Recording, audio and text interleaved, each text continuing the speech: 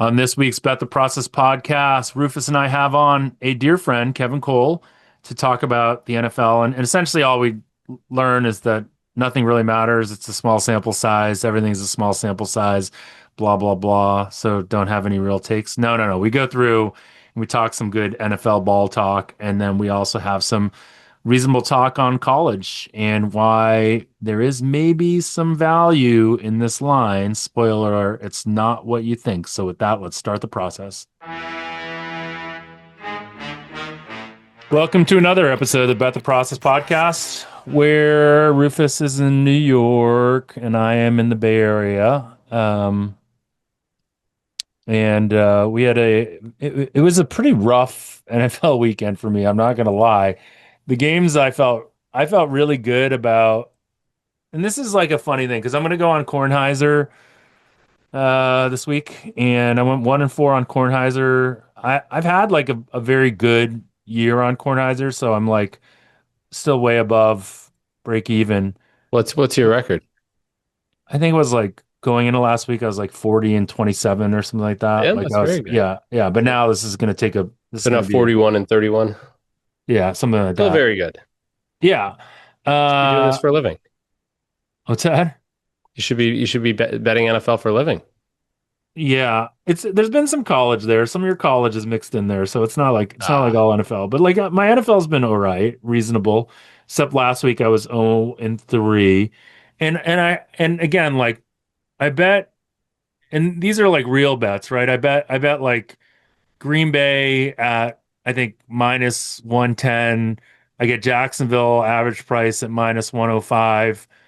And I got the Steelers at +3.5, right? And so from a CLV standpoint, they're all great, right? Compared to where the market closed. But sometimes shit just happens. And like even, if I went back in time, I'd still the way all those games played out, I'd still feel confident in those games. Although I guess the Steelers like really just felt like, even with they those sucked. like, They, yeah, they they, were they that terrible. game they, that game should not have been remotely close, and it No. it didn't end up being close, but it was close for the majority of the game, and Houston was clearly the far superior team. Yes. Agree with all of that. Anyway, so I'll have to like I think I'll probably have that conversation with Tony, which is like this whole concept of closing line value, which is probably something he doesn't know, but it'd be interesting to talk Uh, about there. okay, so when you lose, you make it as an excuse. You're like, No, no, you no, but know what? like I lost, but no, here's a it's question not for you though. Oh, it's not I'm not saying it's an excuse. I'm ultimately saying like how do you evaluate your process, right?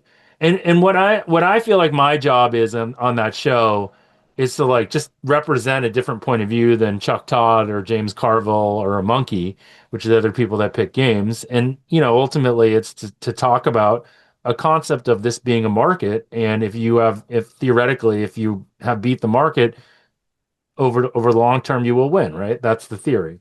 so, question for you.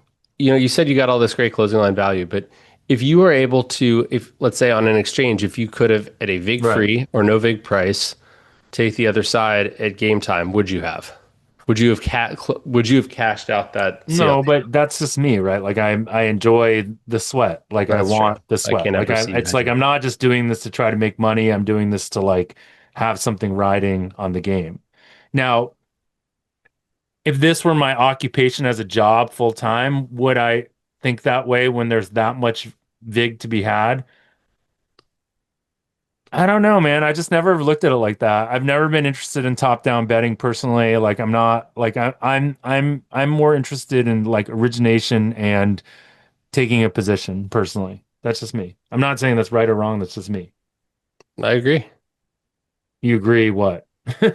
I That mean, that's I'm more, me? I'm, yeah, well, yeah, but I'm also more interested in originating, um, for sure. Yeah. Although Uh there's always some sort of blending of that and the market because model isn't perfect. And so yeah, yeah. Uh this week's sorry, college games. That was one I did have right. Indiana. And again, like I go back to this idea that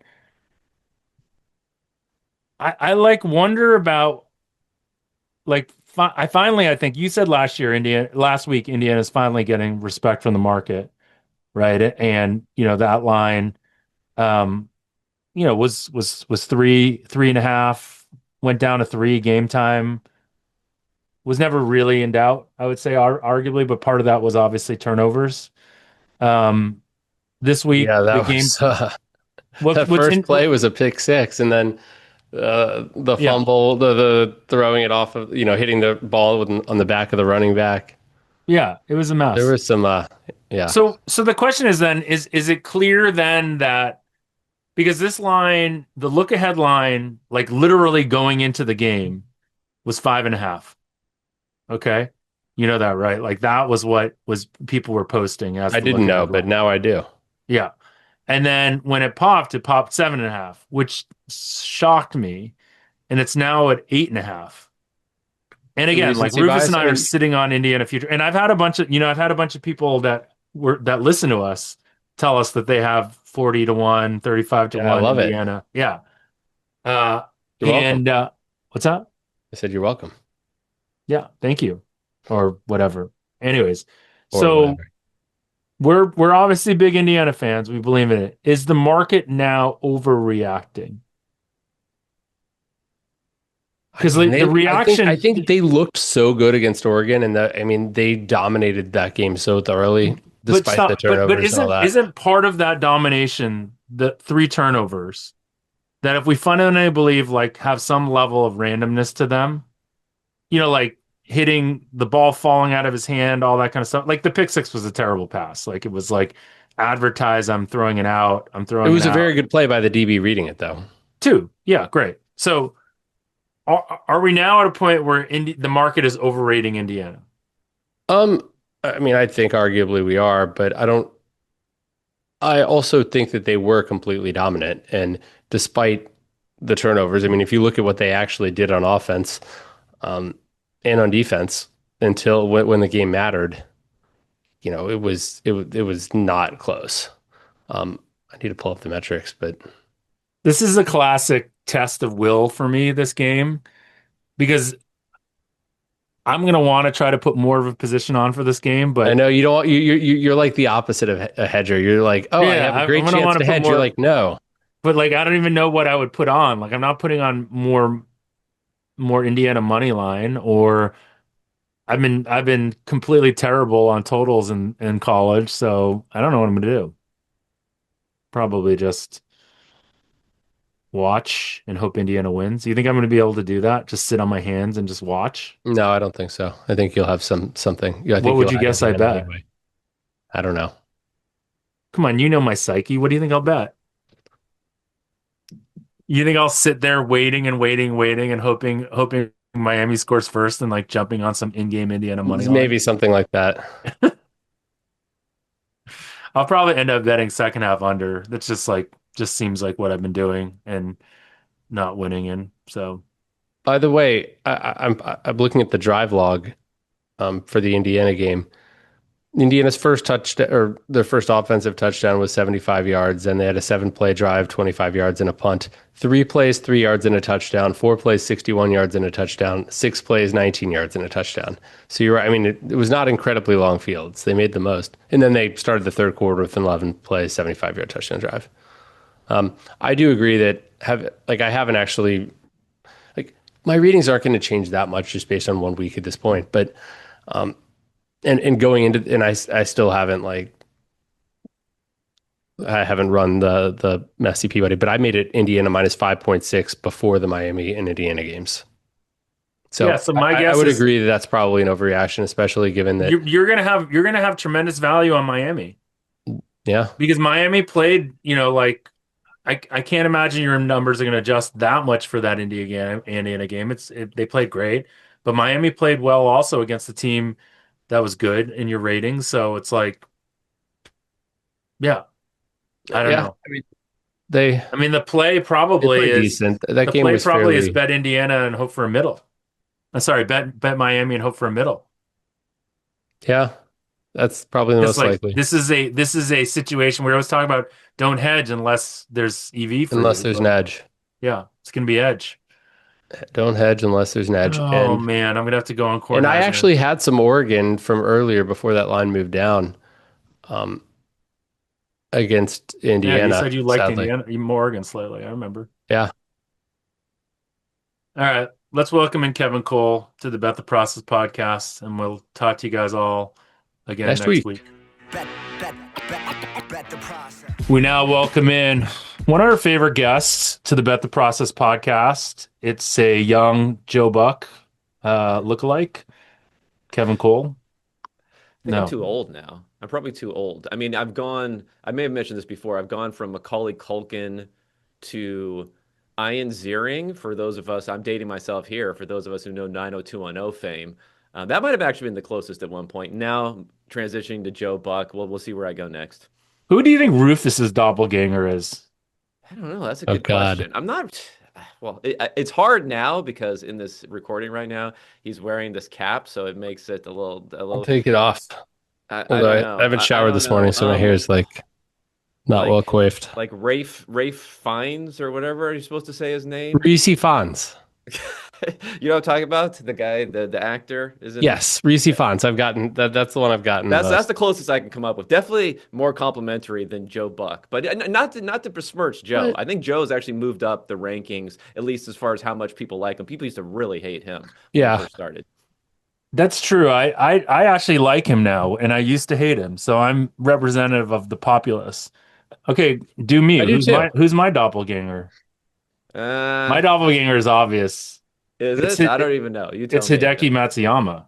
Uh, There are pictures of Hideki Matsuyama where he looks exactly like me. It's crazy because people would say this to me, and I was so offended because I'm like, he's Japanese, I'm Chinese, and you think he looks like me. And then there are one or two pictures out there, and I'll tweet them if people don't believe me, where he looks like a younger version of me. You. So Yeah. yeah, I see it. it's crazy. Okay, football. I think that's why we're having him Football. on. Football. Yes. My first question was the Niners Eagles a testament to good coaching or bad coaching or both? That's my hot take question for you. Good coaching or bad coaching or both. Um, I don't know. See, okay, well, I'll say one thing. So I am generally, if we're going to widen the aperture here a little bit, I I think coaching probably matters less than what a lot of people think, because there's always like such a heavy results bias on what's good or bad. And then when we're thinking about what's random or variance, we kind of put it into the bucket of coaching because it's harder to tell. I mean, there are some concrete decisions, obviously, we can figure out with coaching when it comes to fourth down choices, when it comes to maybe some run pass decisions for on offense, when it comes to maybe when to blitz or not. But even then, we're talking about stuff that's very results biased. So I think generally the game was just a kind of an ugly game where it said a little bit more about the 49ers ability, I think, to play well offensively while having so many turnovers, which is maybe a level that we can't see that the Eagles are struggling with. So I think that's one of the reasons I've been down on the Eagles all year is I'm just not quite so sure about their offense and we didn't see it. But isn't their offense coaching? Isn't the problems with their offense coaching? Because they clearly have talent, They have the right? same Or do they? personnel basically they've had the last few years. Well, no Lane Johnson. So Right. At the skill Yeah, I positions think I though. think there's an element to that. But with Jalen Hurts, I mean, there's still going to be. I don't think you can dismiss concerns about his passing, um, and he hasn't been rushing as much, designed runs at least. And he started off the season really heavily scrambling, where he hasn't been doing that as much. So I guess that would be something. But is that an aptitude, or is that a willingness of the quarterback to do that versus coaching is also part of the equation? I think as some of these guys get a bit older and more established who are running quarterbacks. So you think the narrative of Sala versus I don't even know who the dude is, Sirianni's best friend or whatever, that's the OC, Yeah. that narrative is overplayed and you think it was just noise and Jalen Hurts not being very good and I mean, I think the Eagles are were a modest favorite, so this is kind of well within the expectations for what can happen in a game. I think that's just, it doesn't really stand out to me, I guess, enough to Wow. put something big on coaching. Are we Would you talking? disagree? Are we talking coaching like in individual games, Jeff? Like game planning? No, Is that no, no. I'm what you're talking getting at, about or scheme. broadly speaking? I'm talking about scheme and play calling, and I'm talking about like an offense, how it's designed, like the body of work. I'm not talking about Kyle Shanahan's shitty in-game decisions or his, Right. l- You're like talking his about you're talking failure about to go Liam for Cohen coming failure to go into for Jack. two in that situation where it was clear he should go for two, especially given how shitty it was to kick. I don't know, whatever. But no, But that's not what we're talking about. We're no, we're actually talking about talking. like Liam Cohen coming into Jacksonville and like turning that team around completely, Well, right? that's even And there another are level, right? This or is the Ben thing that you Johnson in always talk Chicago. about. You always talk about the culture and the Yeah. CEO nature. I'm just But talking about like Saleh coaching his players up who weren't very talented, right? And I texted a high level executive from the Niners and congratulated him, all that kind of stuff. And was he he literally like, who said to is me, like, this? "What's Did that?" he No, respond, who is this? he said to me, like, I don't know how we're doing it. We're playing a bunch of misfits essentially. So it's like it's like it's like the idea. And again, like I looked at like a very basic thing to me when I look at teams a lot of times, for me at least, for defense, and maybe this is like a lot of confirmation bias. This probably is a lot of confirmation bias, is just how well they tackle. The Niners are just tackling. They were just like actually tackling when they need, when they're in position, and that's why they didn't do anything spectacular on defense, but they just were in the right place and made tackles when they needed to make tackles. So anyway, so it doesn't I sound like mean, Kevin is isn't a that big. defense as a Well, whole? Be in the right place and tackle the guy? It's pretty simple when you think How about many it. times does that not happen in defense? And like why does that, like, yes, that is the point of defense, but my point is like defense shouldn't be that hard, right? Like I this is mean, look what at we the always the Texans don't have a very intricate. They don't have a lot of exotic schemes. They're just like, we have good players. We're going to beat you. but the Niners do not have good players right now on defense. I think anyone would say that. Well, if they're tackling well, maybe they're better than we originally thought. Okay. I mean, They haven't the Anyways. certainly Niners don't just been do a lot of bad pass though on rushing. I'll say that. defense? Haven't the Niners just been bad on defense all year? So then I guess the question always goes, this goes like to all these playoff things is like, why didn't Saleh coach them to be better earlier this year in other games? They had a good game, it sounds like. So I mean that's the whole problem, right? It's like Yeah. the Matt LaFleur discussion. It's like, oh, he can't win a playoff game. Well, it's just like, well, he can win other games pretty well. And everyone says their quarterback's not as that good because he's such a great schemer or something like that. So I don't know. I feel like depending upon what the last result is, you can go a bunch of different directions with it. Now, it's obviously some evidence in the fact that Saleh did a good job coaching. His players executed. They played above our expectations, right? On defense, and the reverse, the other way. I'm just not sure about definitive conclusions at this point. I It's agree with fair. that. I mean, It's a and and, it's a and very measured take. I It's mean, not going to it's get you more. on and the That's whole ESPN the or like problem. something. can't That's the can't get problem to with the me next against level. I mean, look, mindset. that's why Mike Vrabel got fired in Tennessee, and look how that's gone for them. And obviously he's a very very good coach. And I feel like people complaining, about John Harbaugh. There's the Mike Tomlin, obviously Mike LaFleur as well. And I feel like those Matt guys. LaFleur. Sorry, Matt. Is does he have a brother named Mike or something? I feel like there is a Mike LaFleur too, but I'm sure Might there's a be. Mike LaFleur Yeah. yeah, Matt LaFleur. in the Sorry. world. Uh, yeah, I mean, like Tomlin's never had a losing season. I mean, that's in what, 19 years, 18 It years, something sure like seemed that. like that voodoo was going to work last night for a But while he's too. lost, right? I mean, and he's done it kind of like Vrabel did in Tennessee. He's done it with, it feels like his teams are always sort of overachieving, and they're never, they've had some good defenses, but like, I don't know. Yes, he's lost 8 straight playoff games, which looks pretty bad, but he's got to the playoffs every year. Or not every year, but a lot of years. Okay, so what do you find, Kevin? If you don't, to me, that was one of the most interesting outcomes in week one. Obviously, all the great games and everything that happened. It sounds like that wasn't that interesting to you because you feel like it was within the like one standard deviation of events that could have happened, and like it's not that interesting. Well, I mean, What I was was also lower on the Eagles and probably higher on the 49ers than okay? maybe. So Wait, what wait, hold what on. do I you want to what interrupt and say Mike LaFleur is the offensive coordinator for the Rams, just so you know. Yeah. Yeah. Okay. So what was the actual most interesting thing in the wild card weekend that you saw um that you think meant something?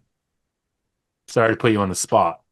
Well, I mean, it's really hard for 1 week, but I would say So you just don't overreact to 1 week. Call it a day. This I is mean, about the that's part of it. process. I This mean, is I could talk about things that happened that it's not out of expectation, but I think is interesting. I mean, for instance, I've seen something going on last night, right? What happened with the Texans and the Steelers.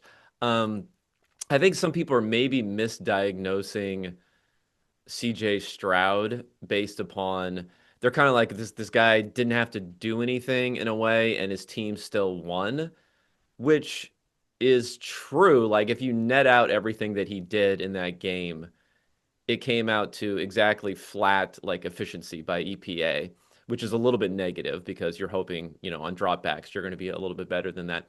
But the fact that he had so many mistakes, and then also had such high upside puts him in a different bucket. I've seen people like making this comparison of like, oh, you could be Trent Dilfer, let's say, or someone like that and win the championship. And it's like, no, no, no. Those are guys that you're just hiding and you're just assuming they're going to really not do anything. Where I don't know. I'm kind of interested now, a little bit more in the Texans after that, just because CJ Stroud, if you can have that much upside, well, guess what? If you don't make a couple of those turnovers, is something that can happen. Maybe this team has a little bit more offensive juice than I was hoping for going into the playoffs. At least in this one game, I get it. I get it's one game, but they've been hotter in the second half of the season, also. They've won 10 in a row, right? Yeah, yeah. A lot So of games. so I don't know. I just think that's an interesting combination to me when you have that upside with turnovers, which is also something Brock Purdy does a lot, except for at a higher level, right? I like that as opposed to a quarterback that maybe grinds out slightly positive efficiency but doesn't have those highs and lows. got it. Interesting. Rufus, do you have anything from the wild card weekend that stood out to you as maybe changing your priors? I mean, I think we are a process driven podcast, so our priors should not change very much from any 1 week sample size, but we're also trying to entertain people. Well, I mean, I watched basically all the games, and I will say, I guess the most recent thing. I mean, I don't know how much it changed my priors, but I mean, the Steelers' game plan was just horrific on offense. And with Aaron, if you can't pass protect Aaron Rodgers, like why have these deep drops and long developing downfield routes? And just, it feels like you need to understand the game, like what you're up against, and like maybe some more quick passes. And he also looked pretty damn washed. Yeah, well, that's like one of the reasons that I like the Steelers in there is because of the fact that they have schemed so many short passes for him. And I mean, I think the short passes weren't working, so that's why they got a little more aggressive, especially when Game State went against them. I mean, but a four-man rush was just eating them alive. Right, but to your point, like how easy is it to do short passes if they're like a 3 man or a 4 man rush and they're just sitting back there just waiting for you to short pass so they can. I don't know, but you got to do something different than just having a seven-step drop and waiting to get sacked. I'm gonna have to go back and watch film to see if you're right or not. All right, fine. We're going to this week, and we can talk specifically about this week because none of you guys have anything interesting to say about last week. Buffalo, Denver. When that line popped and I saw Buffalo was favored, I was not surprised, but I was surprised. So what do we Well, think it's about gone that? down now. It's Broncos are now a small favorite, Yeah. which makes sense. It's basically a pick, though. Why do you think that Vegas pops a line like that when everyone kind of knows that it should be? Why do they start with Buffalo as the favorite in that situation? I mean, I would guess early money came in on Buffalo. So you think they Something. popped it at even and they No, Buffalo? I'm not saying that. They might have put. It doesn't really matter where you set it initially. because it's where that early money comes that's gonna dictate what the number is. And it did stay with Buffalo. I mean, it stayed with Buffalo favored for, you know, like all day yesterday. So that tells you something. But What do you guys think about the bye week thing? I saw something the other day was posted by Mike Lopez, the head of Yeah. whatever numbers and head of whatever. nerd shit over at Head the of NFL NFL. analytics or something like that, Yeah, whatever that yeah, means. Nerdy head of job the title. Big Data Bowl. We should have him on because You he's the head of should whatever. got to upgrade your Chat GPT. CEO, head of whatever. So yeah, he had something about the bye week not mattering during the regular season anymore because in his theory was because they can't practice during the regular season or something, but it still matters for the playoffs as opposed to it being like a rest and coaches having an extra week to scheme up some stuff or whatever ends up happening. Well, what do you think about this theory? I didn't realize that it actually was gone in the regular season. According to him, Well, it is. I mean, it's the thing is your sample sizes are so small with NFL stuff that you're not any, I don't know, any conclusion you draw just from the data there, I feel like is a little bit is going to be a little bit overfit, especially if you're saying, oh, in recent years this has changed. And I mean, I get that, like, I guess back in 2000 teams could practice during their bye week, or there's I don't know if that's the change he's talking about. Although I would think, like, I mean, home field advantage has decreased over time too, but I would almost look and see what the buy is worth in college relative to uh, you know 10, 15 years ago as well, because that'll give you, that increases your sample a little bit. And if you You're see the talking about same it sort of during the trend regular there, season. You're not yeah, talking during about the the regular playoff season. buy, which we've determined is But the a playoff negative. buy, to say that the playoff buy is, I mean, you have a sample of 2 playoff buys each year. That's Yeah. it. Well, you used to have 4, pre 7 team or 14 Oh, you're team talking about playoff. in the NFL. Yeah, in the NFL. I mean, I think the playoff buy for college is we have an even smaller sample there, but like I think that's a different animal because one team, the team without a bye still had a week and a half off, and it wasn't just a bye, it was like, almost a month off. And I think there's a point where rust wins over rest. Well, I mean, this is the problem generally with any of these things that we don't really know the root cause, right? Like home field, the reason no one can figure it out is no one's ever figured out what the root cause of home field advantage There's is. been so many studies on this stuff, but it's hard. Yeah, That's it's what I'm saying. Like not none of them have been conclusive. definitive. Like I know Well, I that mean, there's been it kind of went studies. away though during COVID and then came back to some degree afterwards. So is that some evidence that the Ooh, a crowds natural matter? Crowd experiment. matters. I love it. I But didn't know. this I didn't this know it's. happened in the past too in Europe. There was some soccer team that like was penalized for due to unruly fan behavior, and they had a year where they had to play without fans, I believe. I don't know what league it even was, but um, you do have these little natural experiments. Yeah, but the COVID NFL wasn't very long, right? Because they were one of the first team. They were like the first ones that let fans back, or did they ever have? Are you There was talking no about fans for across the first sports? year. What's that? Yeah, Kevin, are you just talking about just NFL or other sports? I'm just talking about the NFL. Yeah. 'Cause, I mean, the thing is, the one season, like, it said that the home field advantage was negative for that one season. Yeah. Like, you're going to get deviations every year. Like, it's a small sample of games. And so, yeah, I mean, I think, but I do think we can probably say the crowd has something to do with it. But I'm still going to sort of die on the hill that that crowd is a smaller part of home field than most people think. What do you think?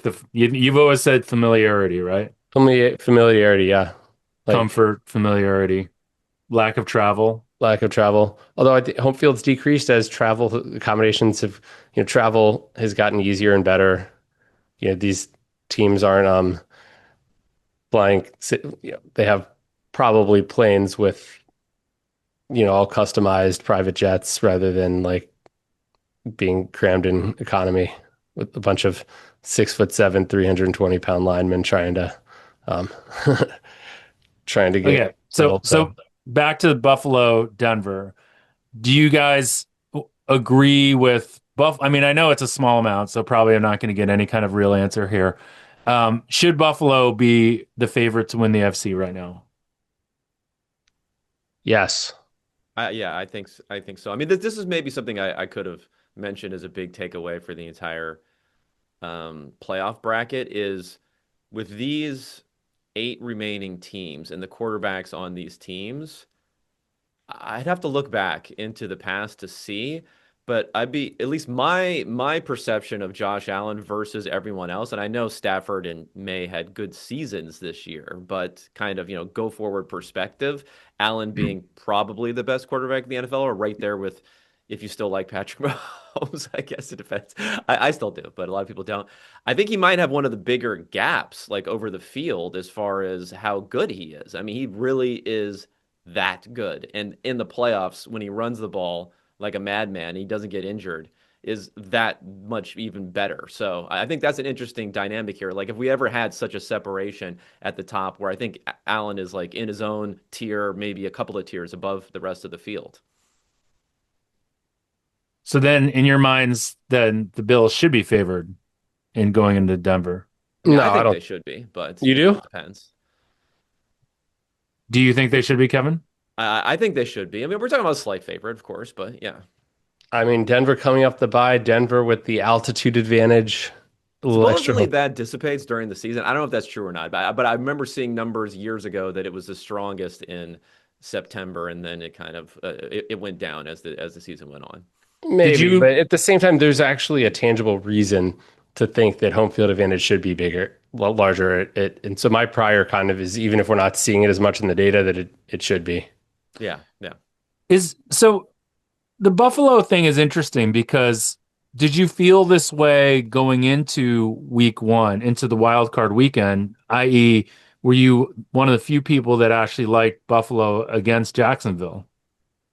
Yeah, yeah, no, I felt that way. I was a little bit surprised that there wasn't more sentiment on Buffalo just because I mean, I didn't think the Jaguars were that good. I mean, they haven't been that good offensively at least. The Going second half of going the season, they were much better.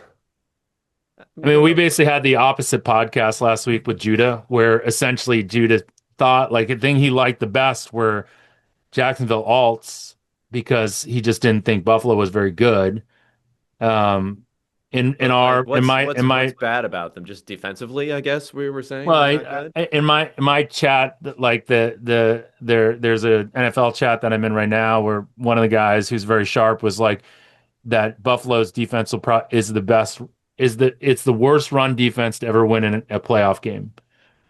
So I think the defense is thought of as not very good. And again, like the opposite of podcast last week was literally about how the elite quarterback play was less of a determinant now because like the distribution of quarterback outcomes was more bunched and like you were seeing it no Lamar, no Mahomes, and now we're saying the exact opposite.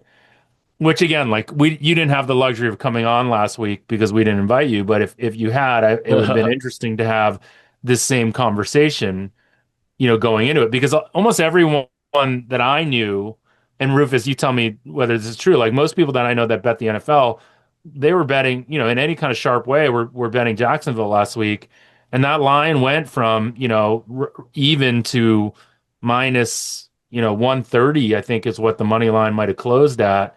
So, which to me again, and Jacksonville is not the sexy team to bet on. In that case, the public is probably thinking Josh Allen more than Jacksonville. So I would indicate to me that that was sharp money coming in. So again, like we're now flipping to going back to being like, well, Josh Allen's going to win the Super Bowl because he's the only elite quarterback left. Well, I mean, maybe I'm saying that. I don't know if you guys if you guys are saying that. Whatever. I'm always a big quarterback guy, and I would say that just because Mahomes, Jackson, Joe Burrow's another guy, right? I mean, obviously he missed time during the season, who aren't in the playoffs, but I mean, those are probably the other top three quarterbacks next to Allen in the NFL. The fact they didn't make the playoffs, I guess I wouldn't make too much of that also for one season, right? In making your assessments on what's going to happen in the playoffs now about quarterbacks mattering. Okay. Because those guys make the playoffs all the time, right? I mean, Burrow's been injured a lot, but normally. So, all right, let's move on to San Francisco and Seattle. In Seattle, obvious rematch, triple rematch, double rematch. Triple. What Oh, would, double rematch, third meeting. Yeah, okay. Yeah. yeah, what would, so when that line popped, I guess it popped like 6.5, went right to 7. Now it's at 7.5. Um, what would lead me, give me the narrative on why this game will be any different than when they played in San Francisco, I don't know, 2 weeks ago, 3 weeks ago, whenever it was. I mean, I think the narrative is that normally rematches the they move towards the team that loses the first time, right? Now I know you're saying this is a double rematch, but the first, they played the first week of the season and the last week of the season. So you would think with a 2 week gap versus a 17-week gap, there's probably more continuity between the two games. So Sure. adjustments that you make Sure. Let's call it a single rematch and we'll forget about week one. are true. And well, and it's 2 weeks apart, same location, same. We talk about routine being important, things like that. Like they literally just did It's not this. same location though, right? Oh, you're right, not the same location. Sorry about Yeah. that. Um, so I mean, I think there One is. would argue this is a worse location for the 49ers. Yeah, I think that's yes. Many people would argue that that's a worse location for 49ers. So, um, I don't know. I mean, the offense was so bad. I think also a couple weeks ago, at least results wise, that you're hoping coaching can then make those adjustments. I mean, that's what the adjustments are going to be. You would assume, I think, is on more on the coaching side than in a normal game when you're talking about a rematch versus it's not like the player talent adjusting to the next game. That may be true. I mean, players are smart that they're little coaches out on the field to some degree themselves. But I think the coaching coming into place, you're hoping, Shanahan has that in his bag a little bit more versus like what do you do as the Seahawks to mix things up this time after having a near perfect result defensively if you're a defensive focused team, which they kind of have both sides going, but I probably would lean on their defense a little bit more. Maybe there's fewer adjustments to make there. So I guess that would be the case is that there's just more potential corrections to be made, outside of player talent for the 49ers, who obviously lost George Kittle, which I think is a big deal, despite the fact that Brock Purdy seems pretty good with some somewhat no-name receivers. I mean, they're like Demarcus Robinson and Juwan Jennings are basically the receivers. Demarcus Robinson's making some plays, but I know he was like a cast off from Kansas City. He was, couldn't get on the field there, and that was surprising to me. So I guess It that does would be feel the like case. I there's mean, a. that and Sam Darnold. I mean, are we? I don't know, man. Like they run the ball extremely well, and I mean, I remember last season for Darnold. I was thinking at the end of the year, if he has a couple of bad performances to end the year, the whole narrative's going to flip on Darnold. No, it didn't totally flip. I mean, he got a decent contract, right? But who knows if the Vikings even let him go if it wasn't for his crash out at the end of the year. So that's another one where you have a lot of evidence over the last 2 years that Sam Darnold is not, bad quarterback, but what's our confidence level there, I guess, too. I mean, his But I play mean, is this regressed the the second half of the season. If you look at his Yeah, yeah, he hasn't been. if Yeah, you yeah, look he at the hasn't been as good in the EPA second half. stuff and even but some of the the the the, subjective the Pro Football challenge Focus is, right? data. Like if you could gift wrap a matchup for him in the first round of the playoffs, this would probably be it, right? Why is that? Because it's a team that cannot get a pass rush. He's going to be able to sit That's back there fair. comfortably. He's not likely to get in a very big negative game state because he's got a really good defense. And yes, the Niners have a really good offense. I agree, but we just saw this defense handle them pretty well. So even if it's not only 3 points they score, maybe it's 17 to 20 points they score or something like that. Like I mean, like what is a better? Maybe the Bears is the Bears a better matchup. Uh, you know, uh, uh, Again, he's at home against the 49ers against a defense that we know is not good and can't get a pass rush on. And even last week against the Eagles didn't really get a pass rush, even though again they played fundamentally sound and tackled. And the Eagles I would argue the Eagles' scheme was terrible and has been terrible, but The Eagles yeah, looked like they were just, it was like utter chaos on offense a lot. yeah, it's like I'm And having then a hard time with this conversation, like where it started, where like coaching doesn't really matter, and all of a sudden, like we're talking about Shanahan being able to scheme something better in 2 weeks, and like X, Y, and Z. Like if it's just the players that matter, then Darnold's going to shit a bed, and we should just bet Niners plus 7.5 right now. I isn't mean, but Purdy Darnold's been 4-0 good career though. at Like Seattle? I Darnold's mean, been a lot I better don't think this that year. So matters, no. but Well, first I was making the case for San Francisco, if you remember correctly. Right. So like if you're gonna make the case for San Francisco, the case can't be their players get good.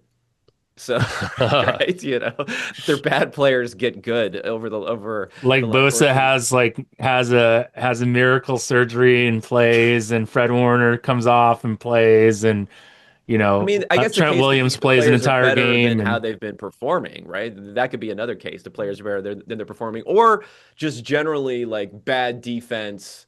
Weird things can happen where defenses can get better somehow.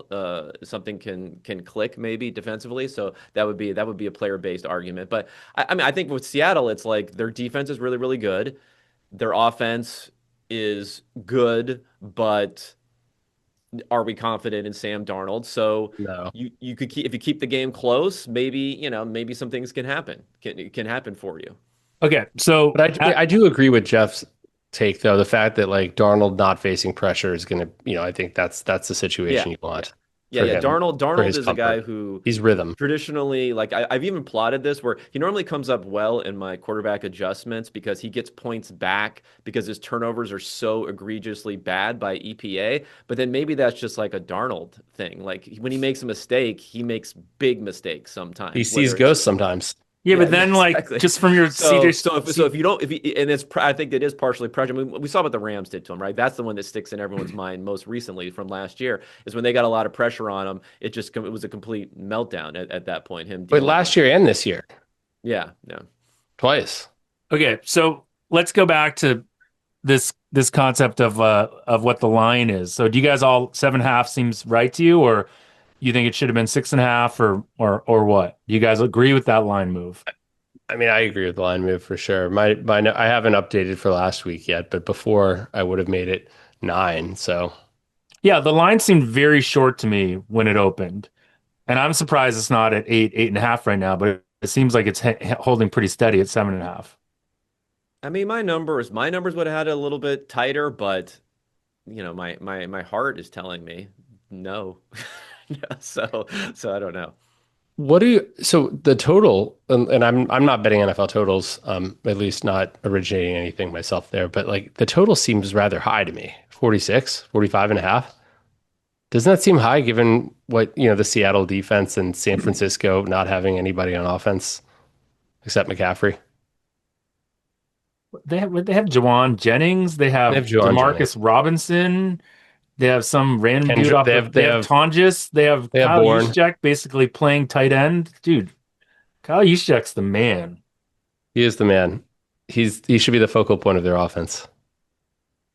Do you want to respond to that, Kevin, and then we can move on? I don't want to interrupt you because everyone Yeah, I hates mean, me. I think it's the playoffs. You have two quarterbacks who are pretty competent. You have guys who could also turn the ball over, where turnovers lead to points more so than the reverse. So I can see it.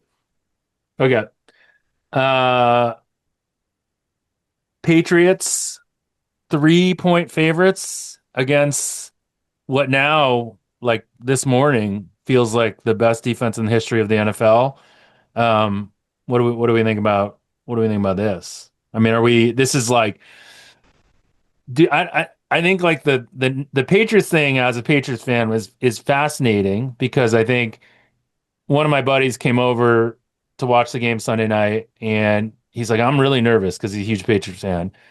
And I was like, we're playing with the house's money. Like we're way ahead of schedule. Like, and I also just don't know, given how much, this whole like strength of schedule thing's been banged into my head, how good the Patriots really are.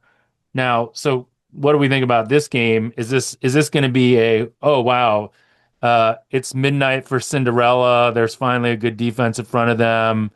and they're not going to be able to protect Drake, and they're not going to be able to stop the run.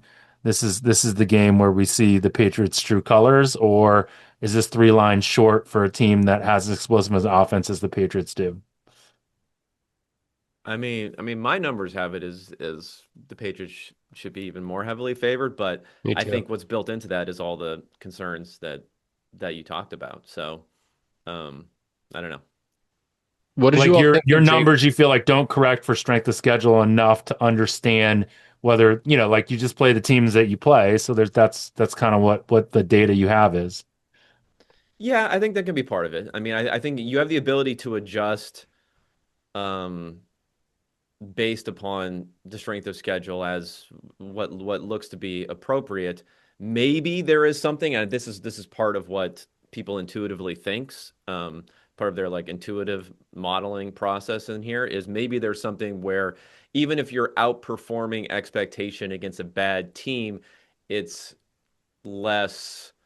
Um, it's you should have less confidence in that sort of thing going forward. So there could be something to that. It's less representative. It's Yeah. I mean, I've thought in college basketball when you have like a team playing one team that like almost like a St. Mary's or Gonzaga type. I shouldn't say Gonzaga now, but maybe like but a team that's very skilled but not as athletic, and they when they're playing against other non athletic, not as athletic teams, like the skill shows out. But if they're against a team like it feels like the NCAA tournament with like an athleticism advantage, it's like it's a different game almost. And so maybe it is playing the Jets is not. Yeah. Yeah. I mean, I in that mean, last you can Jets argue it's game, not playing a National Football League in that team, last Jets game, Jets. the Patriots averaged like 1.2 expected points per dropback or something like that. Like it's just so That's far crazy. off of the like just so far off. Like that's probably actually more similar to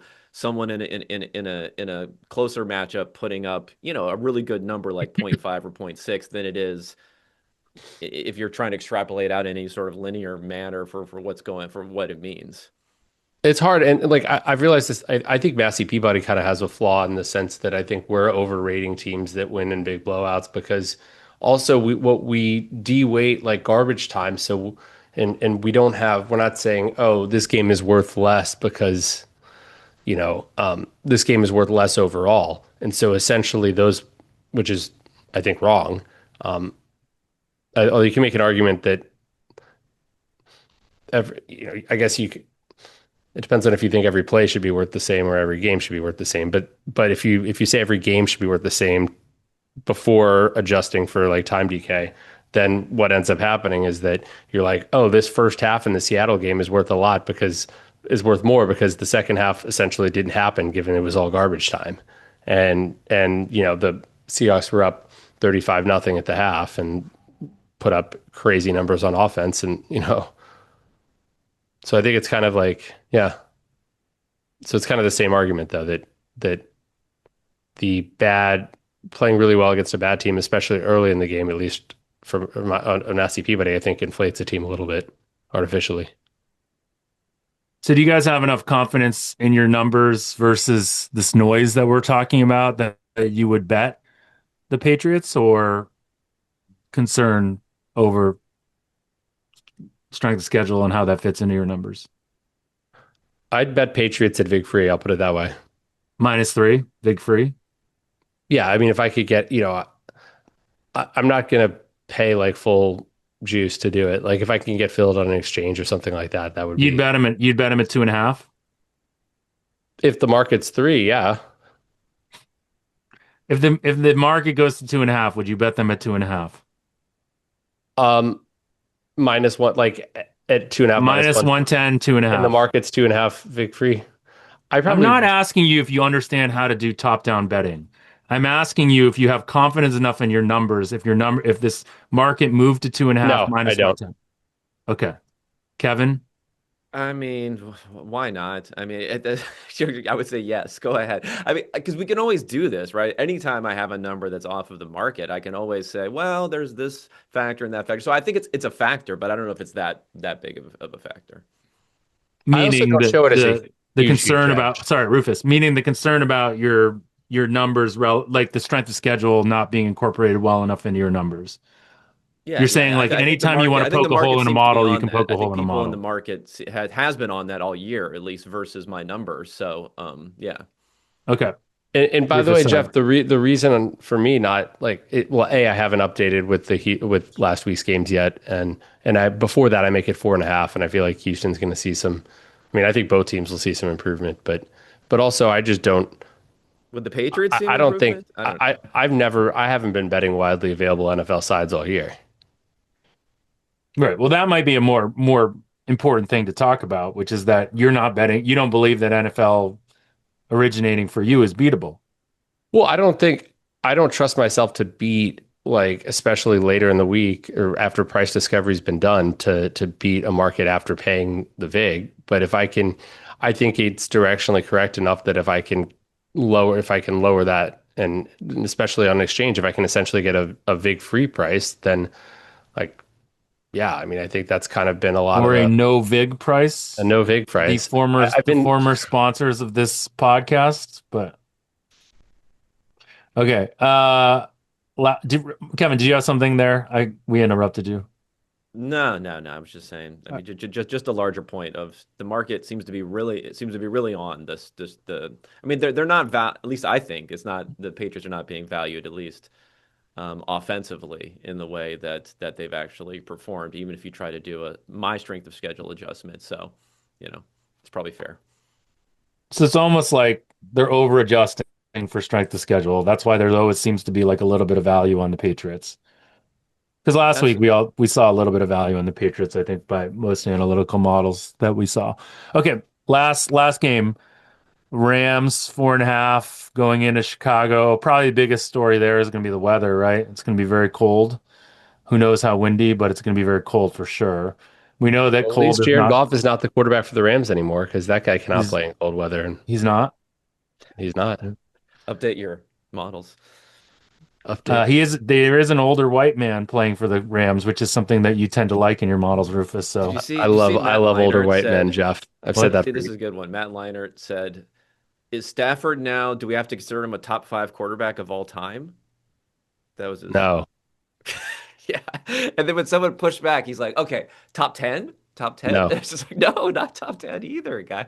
But anyway, I was like, "Whoa, that really took like playoff recency overreaction." I was like, "Whoa, I thought these guys know ball. What happened here?" But And Can you did he guys give me play the well? I don't anti? think he played well. I don't think he played he well didn't. against Yeah, the he did not Panthers. play well. If they would have No, lost that game, it would have he been hasn't. like he would have been holding that MVP award and been like, thanks, whatever, who He, cares?" he hasn't played well the last 3 games, maybe.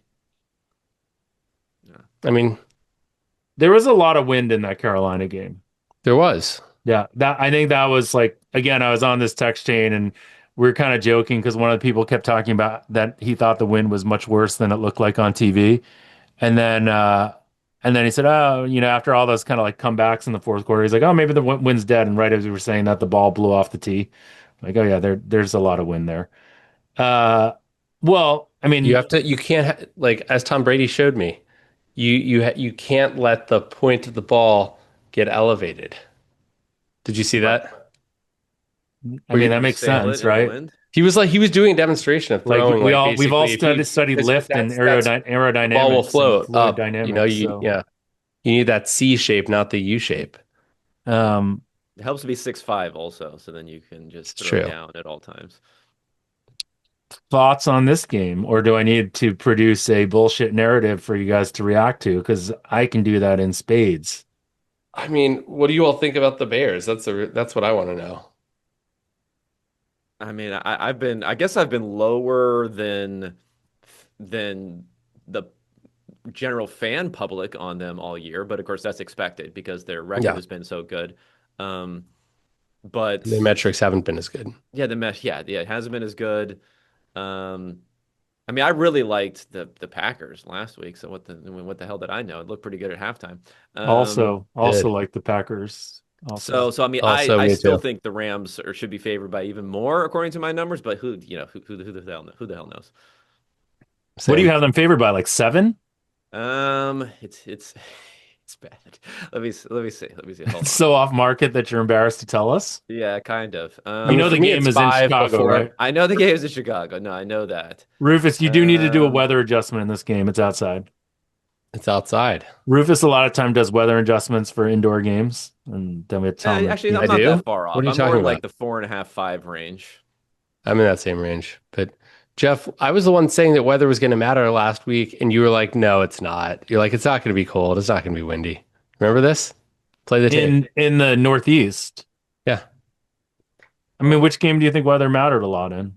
Multiple. Do you think it? I mean, I think Philadelphia, San Francisco mattered. Obviously, it mattered in Carolina Rams, It definitely mattered in both of those Chicago, games. Green Bay. Yeah. I don't know if it mattered in Chicago, Green Bay. Did you see those goalposts moving? Yeah, but I'm okay, fine. Uh, so going back to this game, like, is this depending on how you feel about Chicago? So Chicago obviously was getting blown out and pulled a rabbit out of their ass. And how many times have we seen A Caleb lot. No. that Caleb throw that was insane, basically that saved the game? And there's been a lot of like interesting arguments on Twitter about Caleb being accurate or not accurate. Like ultimately, you know, as someone that holds the Rams in a Calcutta, should I be worried about this game, or is this a game that, that's reasonably well lined up for them to win? I mean, I think Ben Johnson is a very good coach, and but Caleb Williams is interesting because he does. I mean, you see him miss some really bad misses on throws that shouldn't be that difficult for an NFL quarterback. It's like hard to. I don't know. It's hard to really know how to evaluate him. But luckily, I'm not an I mean, the Italian. Bears have a terrible defense, right? The one half of good defense against the Packers doesn't change that, correct? Or do we think that the Bears defense is better than I think it is? I don't know, Kevin. What say you? I mean, they're fine. They're in the large. I don't think they're definitively bad. I mean, I guess for defensive performance, everything is a little bit more compacted. You have your outliers that kind of matter, and I think they're in the mush, in the middle of the NFL. So I don't think they're necessarily bad or good. And when it comes to the Rams, I mean, at least earlier this year and still to some degree right now, I mean, I had the Rams being the best team for several weeks and pretty substantially better than the rest of the NFL because all the other good teams didn't play well. And then they haven't been very good down the stretch. They haven't been nearly as good down the stretch. So it's a little bit tough to tell. But even so, I still have them as being the best team in the NFL, despite, finishing, I guess they finished second in their own division, almost finishing third in their own division. Rufus, what does Massey Peabody say about it? Before updating for last week, I make it 5. And who do you have? What are your power rankings of Massey Peabody right now? What are they? Yeah. Who's Well, one, two, and three? going into last week, um, because I haven't updated yet because all the charting and participation stuff isn't available quite yet, for my data source. But Seattle Rams, I mean, this is what it was before Philly, Buffalo, Jacksonville, Baltimore, Green Bay, New England, Denver, San Francisco, Detroit, Houston, Pittsburgh, Chargers, Bears. Got it. All right. Yeah. Anything left to say about this game? Anything left to say about divisional playoffs, or should we just let Kevin go? Kevin, where can people see your work? This newsletter you talk about. Yes, yes. It's unexpectedpoints.com. I guess the main thing that I do, I mean, I do the power rankings with some numbers attached to that, uh, bet at your own risk based upon anything that's going on there. And I do a lot of quarterback adjustments and other things, which I think are of interest to contextualizing their performance. But really, every game I put together a numbers and I do adjustments based upon what had happened, some of the higher variance parts of the game, taking out garbage time, making adjustments for fumble recovery luck, anything you can really think of along that line, weighing a little bit more heavily on success rate versus actual efficiency to try to get a better final adjusted score is what I call it, but then also digging into the numbers and what may be missed in those models on a game by game basis. So I'm writing up every game, and then of course during the playoffs a little bit more extended commentary on each game. Awesome. Are you adjusting for weather as well? No, just because both of the teams are playing in the same weather for that particular game, but I am adjusting But for like quarterback offense, numbers. you could underrate offenses that have played in a really really bad weather game. That's true. It's That's going to true. make I don't think every offense. I've done it for I do it on my quarterback perform for adjustment. I have a weather adjustment there for different quarterbacks, but I don't know if I do it I don't think I have anything in the individual games for it. I think it's tough, but because not every game where it says there was 15-mile-an-hour wind really seemed like it has the same impact, So Yeah. anyway, thank you so much, Kevin. Kevin, thanks for joining us. Enjoyed it. The process. All right. Yeah. Talk Take to you it easy, guys. soon. Bet the process.